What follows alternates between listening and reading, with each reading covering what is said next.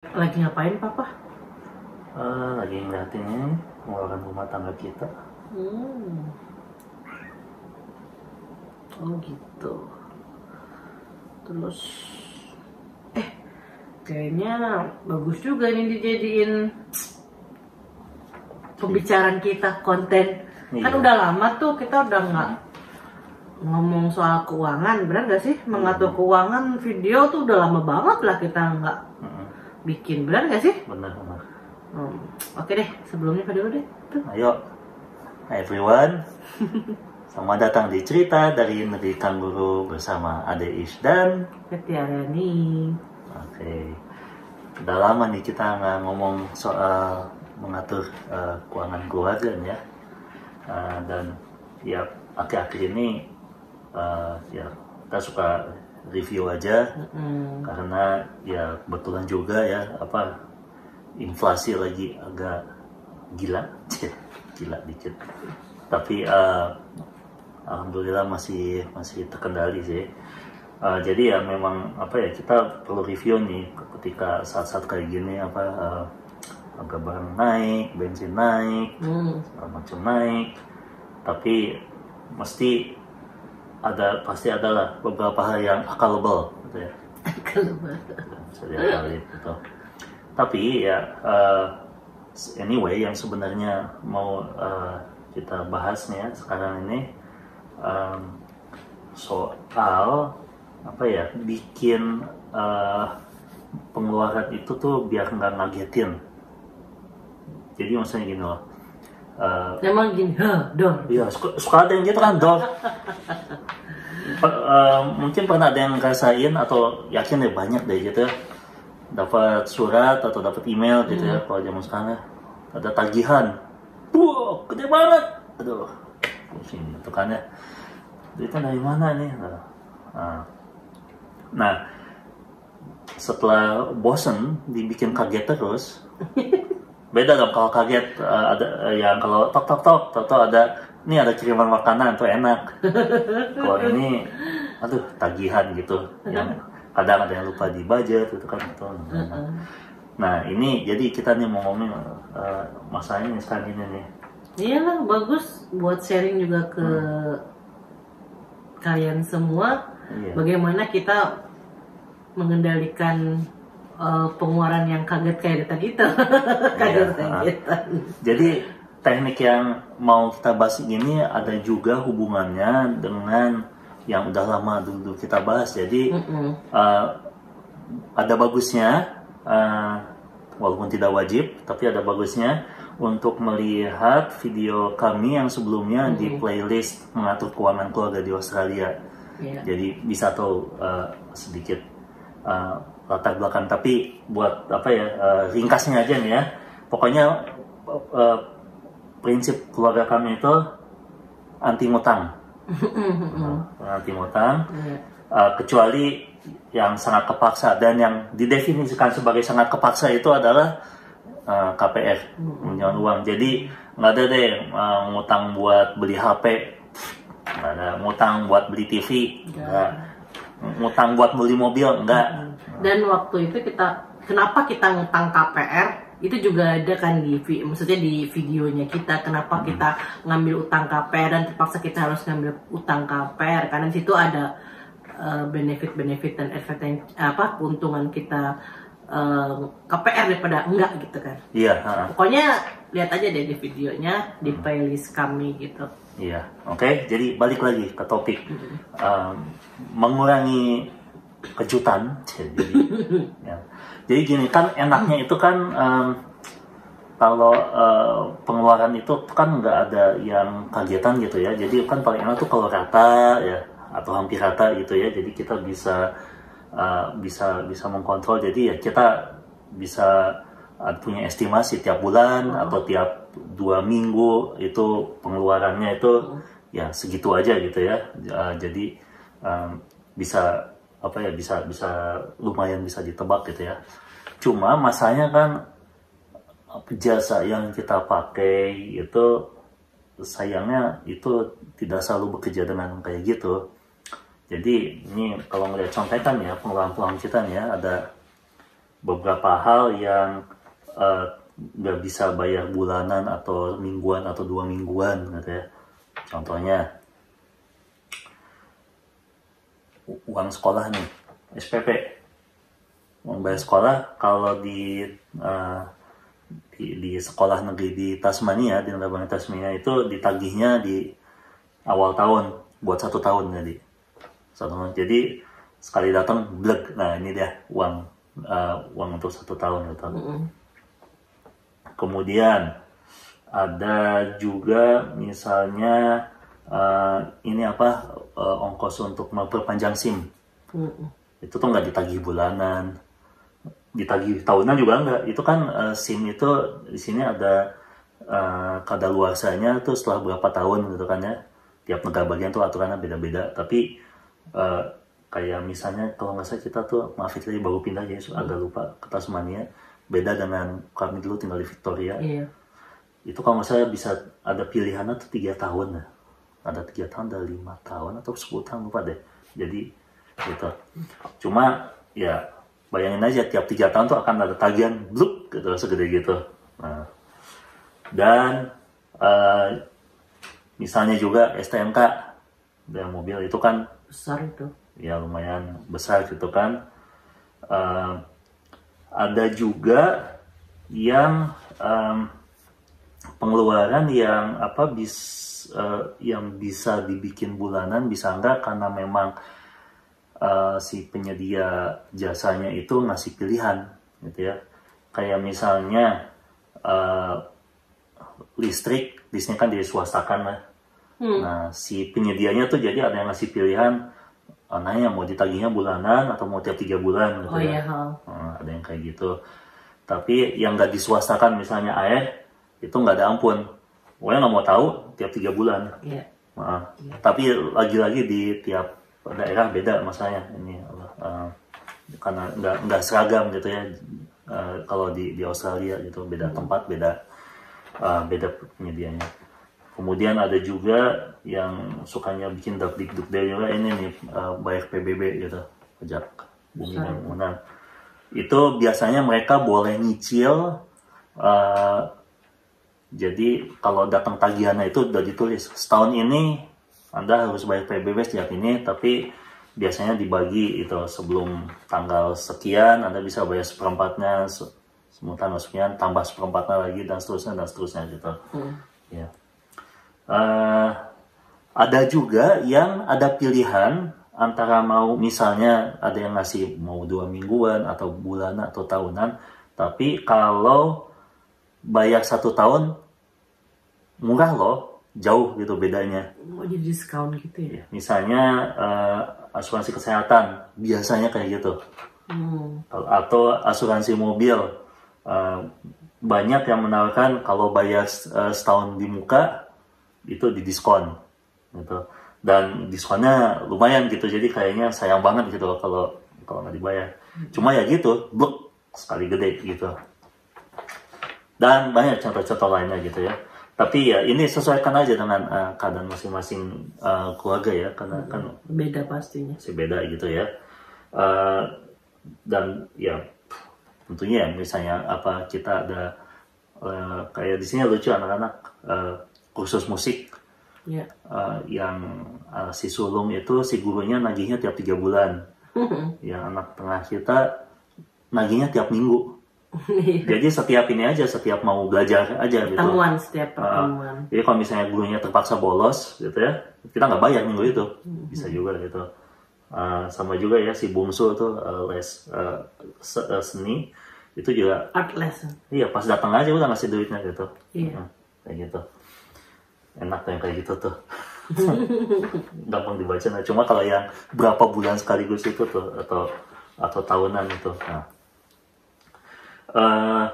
Nah, teknik yang kita pakai ini, jadi kalau Anda udah lihat di video-video yang berikutnya kami gitu, terutama yang di awal-awal ya di playlist itu, di situ kami menggunakan teknik menggunakan banyak rekening bank gitu atau amplop gitu. Iya, yang udah kita bahas tuh. Iya, pokoknya kita pakai itu teknik yang sudah teruji oleh waktu gitu ya, dari zaman nenek-nenek kita dulu itu kan uang di amplopin gitu. Nah, kita bisa juga pakai rekening account, tapi ya sejak kita pindah ke kampung kita mulai sering pakai uang tunai lagi gitu. Karena kita bisa dapat barang-barang bagus sering gitu ya di pasar lokal gitu, komunitas. Tapi ya itu pakai uang tunai gitu. Mereka banyak tidak menyediakan ini pembayaran elektronik. Iya, gitu. Dan nanti kapan kita omongin deh soal gitu. Ada yang menarik juga sebenarnya. Anyway, jadi cara meratakan pengeluaran. Jadi kita akan kasih contoh nih ya. Dideketin kali lebih enak. Deketin ya. Kita pakai papan tulis nih. Udah siapin loh. Nah, misalnya nih ya. Nih deketin lagi sini. Ya. Kita kasih contoh nih ya. Jadi ada pengeluaran yang katanya. Jadi kita kalau gambar grafiknya, jadi misalnya ini kalender 1 tahun ya. Januari, Februari, Maret, April, Mei, Juni, Juli, Agustus, September, Oktober, November, Desember. Nah. Nggak begitu kelihatan kayaknya ya. Kelihatan nggak sih, guys? Kelihatan nggak? Gini lah. Nggak apa-apa lah. Ini nggak terlalu penting ya. Yang kecil-kecil. Ini cuma buat gambaran aja. Jadi ada pengeluaran yang misalnya kalau Anda menggunakan siklus bulanan, ya bisa dibilang bisa diratain lah segini aja gitu ya. Bisa dibilang agak lurus. Misalnya itu pengeluaran buat makan. Biasanya kan kita makan segitu-segitu aja kan gitu ya. Nggak ada misalnya kalau Juni pengen maruk gitu. Gitu. Atau ya bisa jadi sebenarnya kita ngerasain ada sempat turun kayak kemarin bulan puasa, jadi bisa turun dikit gitu. Tapi nggak apa-apa. Tapi kan itu kecil gitu ya variasinya. Jadi bisa dibilang lurus dengan beberapa variasi, tapi bisa kita anggap lurus terus gitu kan ya. Atau misalnya juga nih ya, selain makanan, kalau kita misalnya tagihan internet itu ya rata aja gitu tiap bulan ya segitu aja gitu kan. Mau download mau gak download ya segitu aja gitu bayar kan. Nah, kemudian ada yang misalnya tadi kita kasih contoh itu misalnya tiap 3 bulanan gitu ya. Misalnya tadi ada yang bayar air atau ini bayar les salah satu anak kita kayak gini tiap 3 bulan gitu, itu naik terus tapi ya udah kosong nggak ada lagi gitu kan, naik kayak gitu nah gitu sifatnya. Kemudian ada yang tahunan gitu, dan tahunannya beda-beda gitu. Misalnya kalau bayar uang sekolah di sini kan mulai tahun ajarannya tuh sekitar akhir Januari atau awal Februari, tagihannya tuh berarti datang ya awal Februari gitu ya. Nah, kita punya 3 anak. Tapi udah nggak ada lagi gitu sampai akhir tahun. Kayak gitu. Ada juga yang di tengah tahun, misalnya kalau di sini untuk misalnya SIM. Ya, SIM itu ya tergantung masa kapan kadaluarsanya, dan itu kan tergantung kapan kita kapan ngambil SIM, kita nggak bareng kan namanya. Nah, jadi ada yang misalnya katakanlah yang dapatnya per bulan Juni, ini gitu gede kan, bayar bisa buat 3 tahun itu kan. Nah,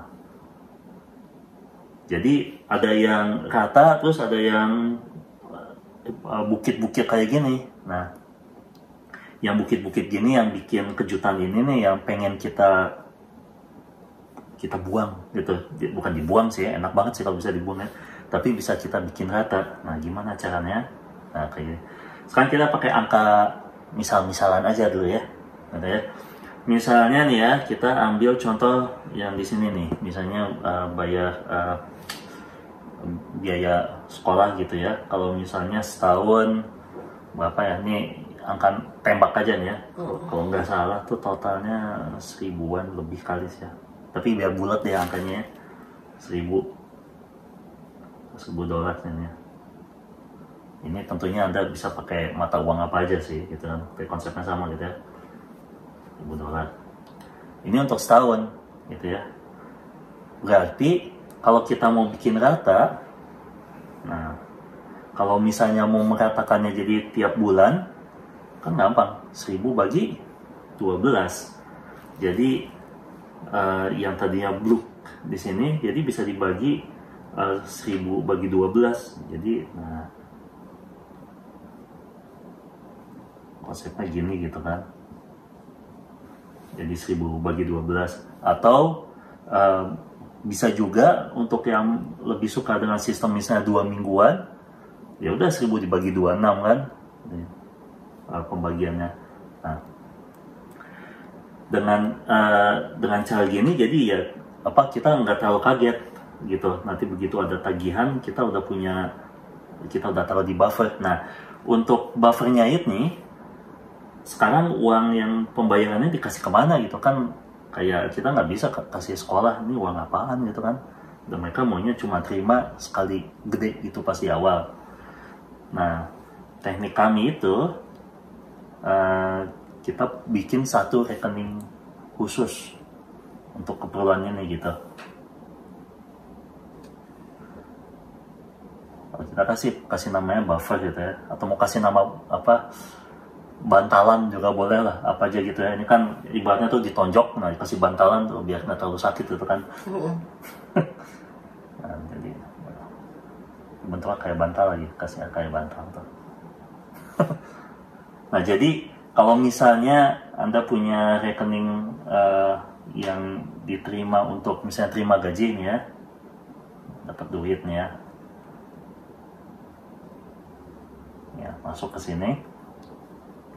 Jadi udah ada yang pengeluaran misalnya buat makanan gitu ya, ada pengeluaran buat bensin, keluar juga dari sini, kemudian ya tagihan-tagihan yang sifatnya rata gitu, misalnya bayar internet gitu kan ya, dan lain sebagainya. Nah, untuk yang besar ini gunakan jumlah yang udah dibagiin ini, misalnya 1.000 dibagi 12, sisihkan dulu ke sini.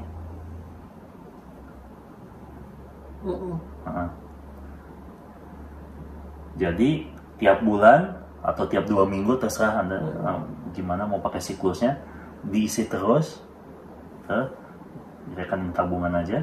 Nanti saat tiba tagihannya, udah deh kita bisa gunakan uang dari sini untuk bayar yang tagihan yang besar seperti ini. Iya, jadi nggak kaget. Dan ini terserah mau untuk yang tagihannya itu setahun sekali, atau mau 3 bulan sekali, atau bahkan 3 tahun sekali, ya bisa masukin aja ke sini gitu ya. Dan kalau gue boleh usul sih, taruh di bank lain. Iya, jadi nggak ke kotak-katik. Iya, jadi biar kita tuh di bank yang rekening yang bisa kita lihat tiap hari itu tuh ibaratnya itu udah lepas dari tangan kita gitu. Karena sesuatu yang harus dibayar gitu kan.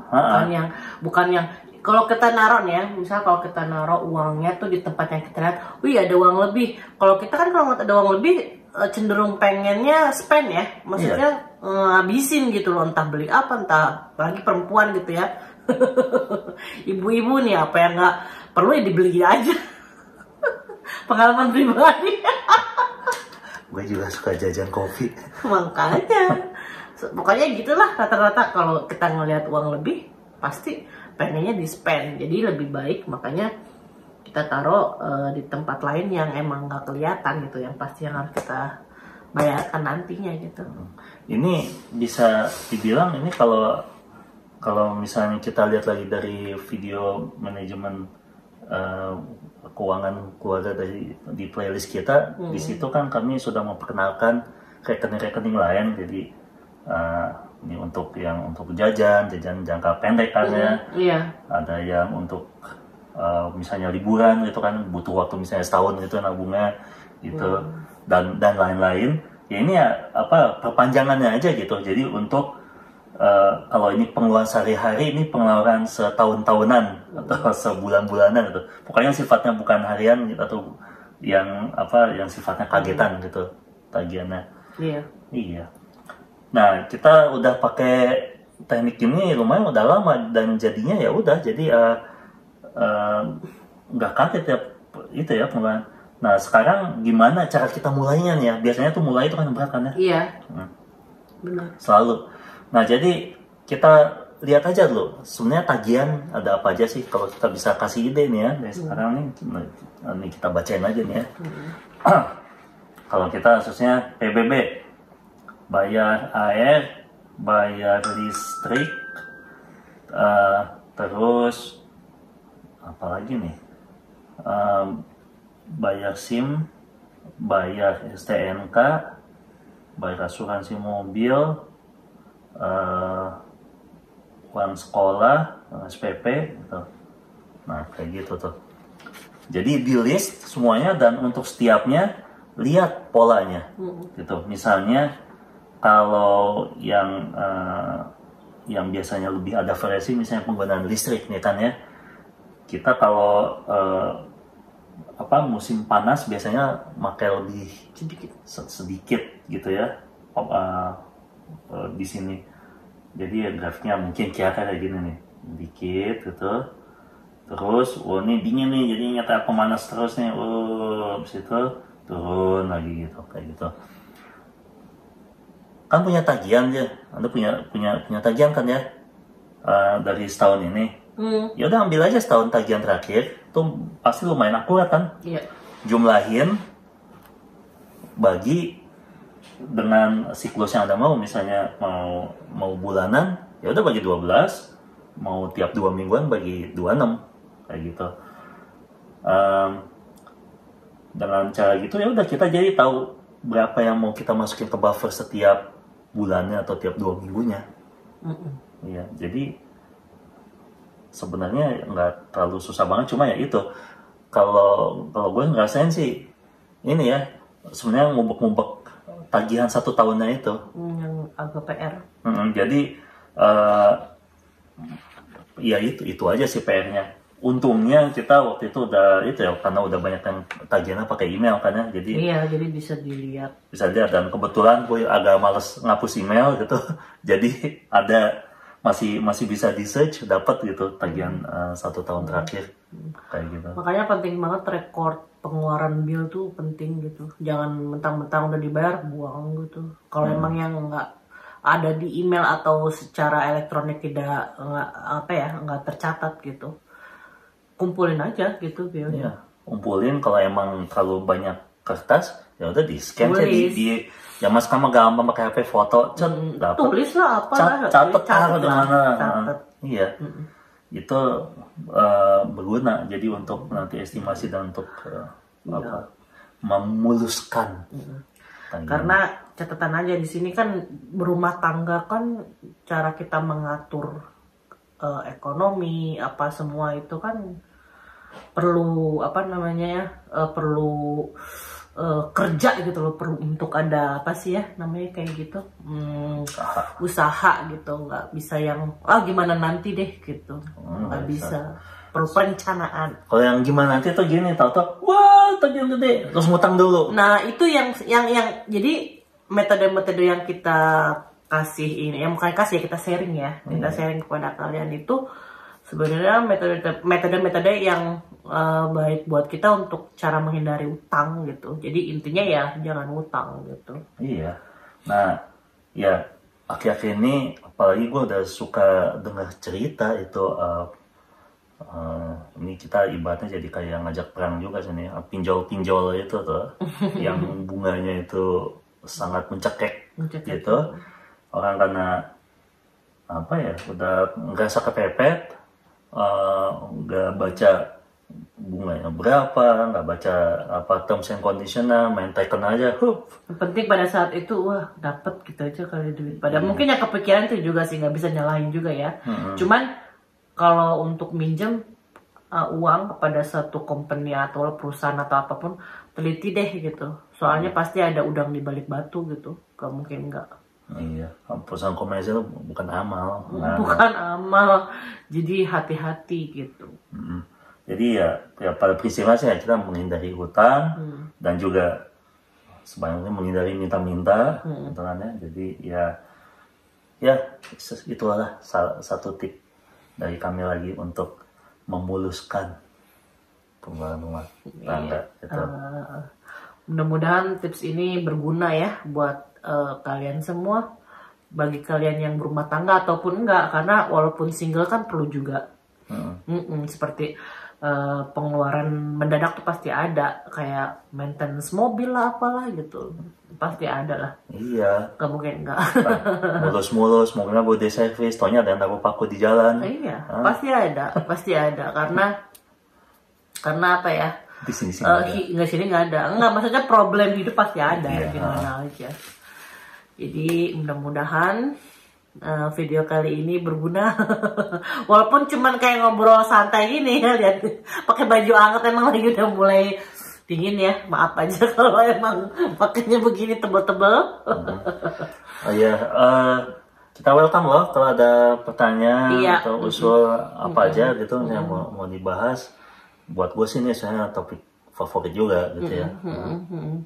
Ada satu pertanyaan yang tolong bikinin dong cara pinjem cash gitu ya. Kita nggak bakal ya, itu perlu juga di clearin dari kita nggak akan bikin video yang buat pinjaman cash gitu, karena kita nggak pernah ngelakuin itu juga gitu. Oke. Makasih yang udah nonton video ini. Ayo follow kami juga di Instagram, cerita dari negeri Kangguru. Subscribe, komen, like, dan share. Sampai jumpa di video selanjutnya. Bye.